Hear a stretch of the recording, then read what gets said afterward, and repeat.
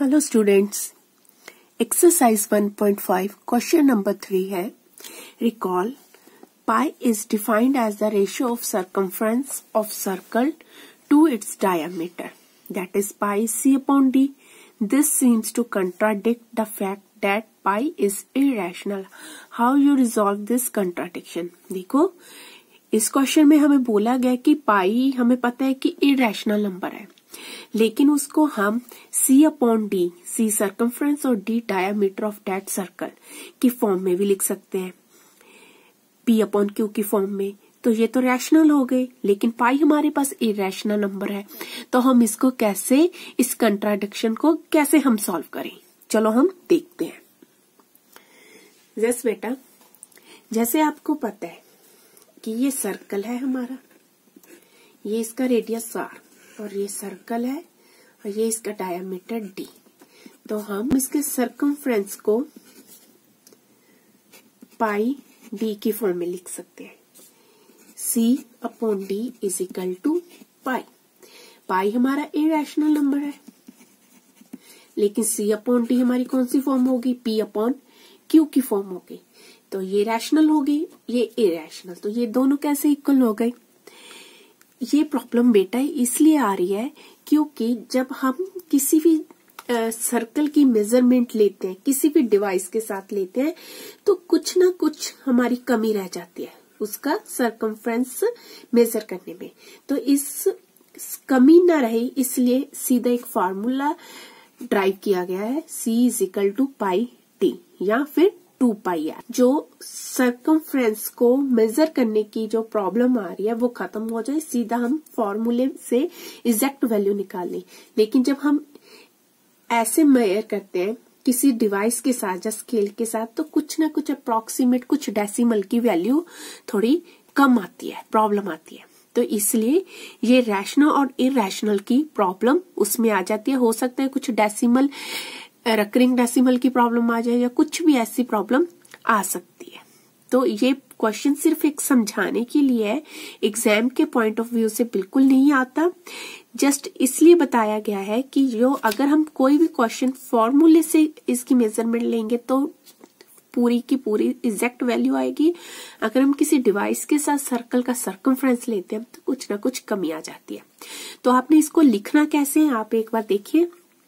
There is no contradiction when we measure a length with a scale or any other device, we get an approximate rational value. ठीक है, वही ना, जब हम किसी device के साथ इसके लेते हैं तो अप्रोक्सीमेट रैशनल वैल्यू आती है। So we may not realise that either c और d is a rational number. Clear? Exact value हमें फॉर्मूले से मिलेगी, जब हम मेजरमेंट करेंगे तो कुछ चेंज आ सकती है। होप सो आपको ये समझ आ गया होगा। नेक्स्ट क्वेश्चन है, represent 9.3 on a number line.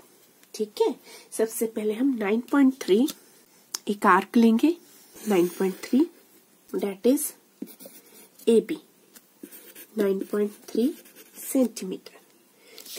9.3 के बाद बेटा आप बी से लेके 1 सेंटीमीटर आर्क को एक्सटेंड कीजिए। बी से लेके सी तक आर्क को 1 सेंटीमीटर और एक्सटेंड कीजिए। क्लियर? उसके बाद आप इसका परपेंडिकुलर एसी का बाइसेक्टर निकालें, परपेंडिकुलर बाइसेक्टर। ठीक, अब ड्रॉ डॉटेड लाइन। आपने एक लाइन ड्रॉ की। अब टेक ए पॉइंट एम। अब एम जितना आप एक सर्कल, सेमी सर्कल ड्रॉ कीजिए। आपने एक सेमी सर्कल ड्रॉ किया। क्लियर? नेक्स्ट है आप बी पे, पॉइंट बी पे 90 डिग्री का एंगल ड्रॉ करना है।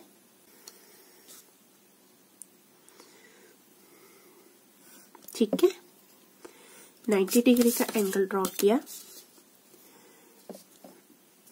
इसको मेजर किया। जहां पे सेमी सर्कल पर ये कट कर रहा है, मैंने उसको डी पॉइंट लिया। ठीक है। यहाँ पे बी पे मैंने 90 डिग्री का एंगल बनाया, सेमी सर्कल पर यहाँ पे ये कट कर है उसको डी पॉइंट लिया। अब आपने अपनी प्रकार को एडी पॉइंट तक ओपन करना है और बी को सेंटर लेके एक सेमी सर्कल ड्रॉ करने, एक सेमी सर्कल ड्रॉ करने। ठीक है। अब ये सेमी सर्कल यहाँ पे आया है, आपने बीसी या एसी जो भी है उसको एक्सटेंड कर देना है, उसको एक्सटेंड कर देना है। ठीक है। जो ये पॉइंट बना है डेट इज पी पॉइंट और ये हमारी नंबर लाइन पे 9.3 है, नंबर लाइन पे 9.3। ऐसे ही आपने इसको नंबर लाइन पे 9.3 ड्रॉ कर लेना है। नेक्स्ट क्वेश्चन है question number 5, rationalise the denominator. First part है 1/√7। अब आपने 1/√7 को डिनोमिनेटर को रैशनलाइज करना है। देखो बेटा, जब भी आपने रैशनलाइज करना है तो मतलब होता है डिनोमिनेटर में जो रूट में नंबर दिया है उसको आपने उस टर्म के साथ ऊपर नीचे मल्टीप्लाई कर लेना है। न्यूमिनेटर और डिनोमिनेटर दोनों के साथ मल्टीप्लाई कर लेना है सेम नंबर को। तो आपके पास आ जाएगा √7 multiply by 1 is √7, √7 multiply by √7 is 7। तो ये आपका रिक्वायर्ड आंसर आ गया। क्लियर। क्वेश्चन 2 है आपके पास 1/√7 माइनस √6। अब देखो डिनोमिनेटर में 2 टर्म्स आ गई हैं जिसमें दोनों में डिनोमिनेटर है। तो अब आप क्या करोगे, मल्टीप्लाई करोगे सेम टर्म के साथ लेकिन साइन बदल कर। अगर यहाँ पे माइनस है तो आप प्लस के साथ ऊपर नीचे मल्टीप्लाई करोगे। क्लियर। अगर यहाँ पे प्लस होता तो आपने माइनस के साथ करना था।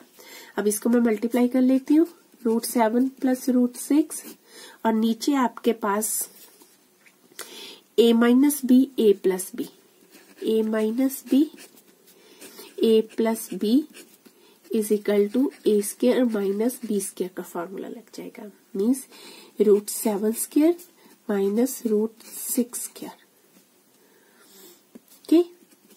√7 प्लस √6 नीचे कितना आ गया 7, √7 का स्क्वायर 7 माइनस 6 का स्क्वायर √6 के 6। तो आपके पास आंसर आ गया 7 plus 6/1 is equal to √7 plus √6।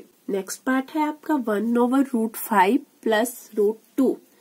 अब आप इसको भी √5 माइनस √2 के साथ मल्टीप्लाई कर लोगे और डिवाइड कर लोगे। ठीक है। क्योंकि यहाँ पे प्लस है तो आप माइनस के साथ ऊपर नीचे मल्टीप्लाई करोगे तो ऊपर सेम टर्म आ जाएगी √5 माइनस √2, नीचे a plus b a minus b, यही वाली आपकी आइडेंटिटी वापस लग जाएगी a square minus b square, √5 square minus √2 square, 5 minus √2 over √5 multiply √5 5 minus √2 multiply √2 is 2। तो आपका आंसर आ गया √5 minus √2 over 5 minus 2 3। That is your final answer. Next है आपका 1/√7 माइनस 2। अब आप फिर से इसको मल्टीप्लाई करोगे, √7 यहाँ पे माइनस है आप लिखोगे +2 और अगेन √7 प्लस 2।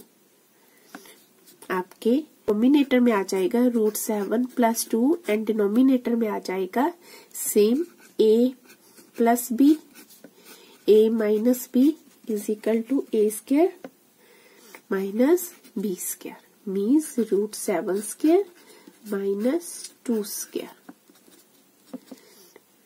√7 plus 2 √7 7 2 2 the 4। तो आपका आ गया √7 प्लस 2 ओवर 3। इसके साथ आपकी एक्सरसाइज 1.5 फिनिश होती है।